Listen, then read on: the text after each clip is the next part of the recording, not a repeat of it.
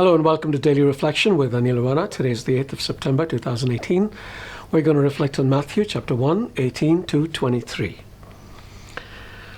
Now the birth of Jesus the Messiah took place in this way. When his mother Mary had been engaged to Joseph, but before they lived together, she was found to be with child from the Holy Spirit. Her husband Joseph, being a righteous man and unwilling to expose her to public disgrace, planned to dismiss her quietly. But just when he resolved to do this, an angel of the Lord appeared to him in a dream and said, "Joseph, son of David, do not be afraid to take Mary as your wife, for the child conceived in her is from the Holy Spirit. She will bear a son, and you are to name him Jesus, for he will save his people from their sins." All this took place to fulfill what had been spoken by the Lord through the prophet. "Look, a virgin shall conceive and bear a son, and they shall name him Emmanuel," which means God is with us, the gospel of the Lord. One of the greatest heroes of the Bible is often relegated to the equivalent of a movie extra, which is a pity, because there are some tremendous lessons that can be learned from his life. I speak of Joseph, the earthly father of Jesus. Joseph features very little in the Bible. What we write here is probably the longest passage about him, but reveals so much about his character and nature nonetheless.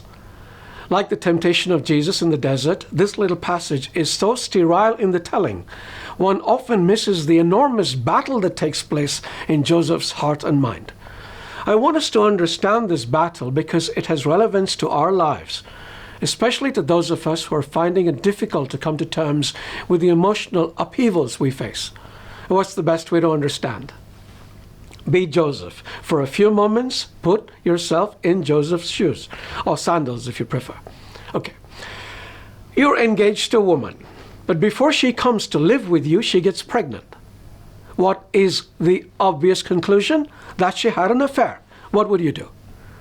Probably cancel the wedding, and because of the hurt you feel, well, even though this woman is not formally your wife, you still feel rejected, you would want to hurt her too. Isn't that true? If you said no, good for you, but unfortunately many of us become very vengeful when we are hurt. But Joseph is a decent man and he wants to save her public disgrace, so he makes arrangements to divorce her quietly. But then an angel appears with some crazy story that the conception is by the Holy Spirit. Now, first, you have to get your mind to accept this fact because it is weird. Come on, tell me honestly.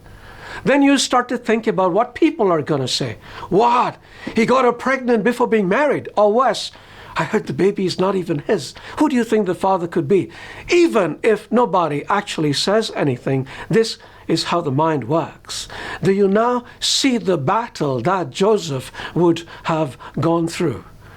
But after what would have been a very dark night, Joseph wakes up in the morning and lets go of all the doubts that torment him, all the worries about what the neighbors are going to say, all the questions that fill his mind.